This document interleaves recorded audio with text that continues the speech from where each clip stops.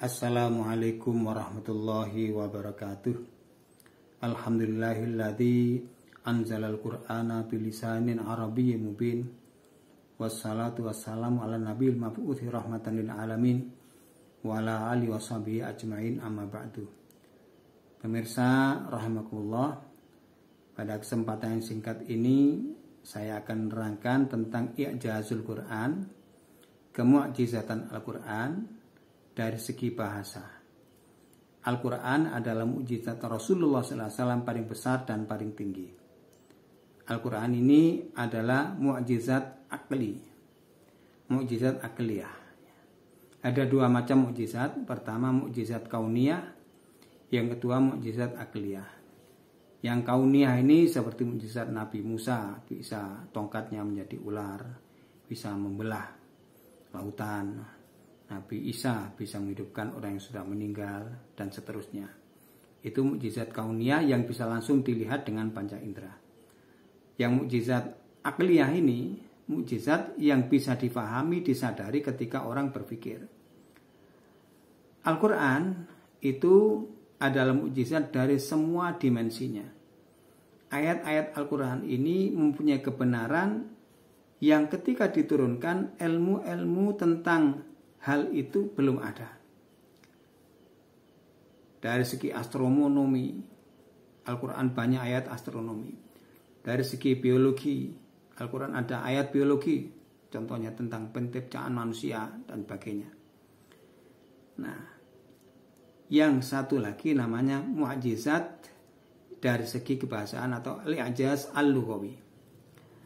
Kemukjizatan Al-Quran segi bahasa ini Allah menantang sendiri di dalam Al-Quran kepada orang-orang yang tidak percaya. Dalam surat Yunus ayat 38 Allah berfirman, A'udzubillahi minasyaitonirrajim, am yaquluna iftara. Apakah mereka mengatakan bahwa Muhammad itu membuat-buat Al-Quran? Qul fa'tu bi suratin mithli. Katakan, coba kalian datangkan satu surat saja seperti Al-Quran. Wad'u man istata'tum min dunillah. Ajaklah semua orang yang bisa kamu ajak selain Allah. In kuntum shodiqin. Kalau kamu memang orang-orang yang benar. Tantangan Allah untuk membuat Al-Quran ini satu surat saja. Sampai sekarang tidak ada yang bisa untuk melayani tantangan itu. Karena memang Al-Quran adalah firman Allah. Kemujizatan Al-Quran dari segi bahasa itu banyak sekali. Antara lain dalam ilmu ma'ani ada kemukjizatan yang disebut sebagai ijaz wa itnab. Firman Allah dalam Al-Quran ada yang bentuknya mujaz. Artinya ungkapan yang sangat pendek tetapi maknanya sangat mendalam. Maknanya sangat luas. Contoh adalah ayat Al-Quran, A'udzubillahi minasyaitonirrajim, walakum fil qisasi hayatun ya ulil albab. Walakum, dan bagi kalian, fil qisasi, di dalam hukum qisas, hayatun, ada kehidupan. Hukum qisas adalah hukum setimpal. Kalau orang melukai tangan, dibalas melukai tangan. Orang melukai mata, dibalas melukai mata.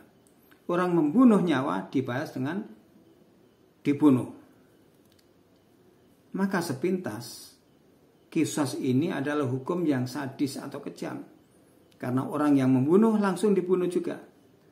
Kalau ada satu orang dibunuh, akan terjadi dua nyawa hilang. Yaitu nyawa orang yang dibunuh, kemudian satu lagi nyawa orang yang membunuh karena dibalas dengan pembunuhan. Nah, sepintas seperti ini, di mana ini? Kan banyak lagi orang mati. Tetapi di balik itu, dengan adanya hukum qisas ini, orang yang akan membunuh pikir-pikir sangat panjang. Kalau saya membunuh, saya akan dibunuh. Maka saya akan takut membunuh. Karena orang-orang takut membunuh sehingga terselamatkannya nyawa-nyawa itu. Tidak seperti sekarang. Sangat banyak pembunuhan karena memang hukum orang membunuh hanya dipenjara sekian tahun, sekian puluh tahun. Setelah itu kemudian diberi remisi, diberi keringanan, akhirnya keluar lagi. Tidak takut. Tapi kalau bunuh dilawan bunuh, di belakangnya orang akan takut membunuh sehingga banyak nyawa-nyawa terselamatkan. Itu salah satu bentuk ijazah Al-Quran. Kalimatnya singkat, maknanya dalam. Nah, kebalikan dari ijaz itu adalah itnab.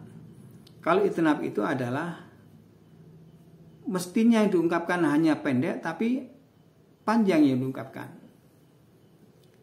Tetapi karena ini ada dalam Al-Quran, sekalipun panjang, bermakna yang sangat mendalam. Contoh yang paling gampang ini adalah ketika Nabi Musa ditanya oleh Allah, wa matil ka biyaminika ya Musa, apa yang ada di tangan kananmu itu wahai Musa? Qala, Musa menjawab, hiya asoya, ini adalah tongkatku. Mestinya jawaban cukup di situ. Karena apa itu? Ini tongkat, cukup. Tapi Nabi Musa meneruskan, atawakkau 'alaiha, saya bersandar padanya. Ini satu fungsi tongkat untuk bersandar. Kemudian wa husyu biha ala ghanami, dan dengannya aku merobohkan dahan-dahan untuk kambing-kambingku. Nah, jadi dengan tongkat dahan didoyongkan untuk dimakan kambing daun-daunnya. 2. Kemudian yang ketiga, waliya fiha ma'aribu ukhra. Di dalam tongkat itu saya mempunyai banyak manfaat lainnya. Jadi ditanya apakah itu, jawabannya panjang. Kalau ini panjang tidak bermakna, itu namanya gedabiah. Seperti orang-orang sekarang ucapannya panjang tapi tidak bermakna. Gedabiah. Kata anak sekarang bacot, banyak cocot, artinya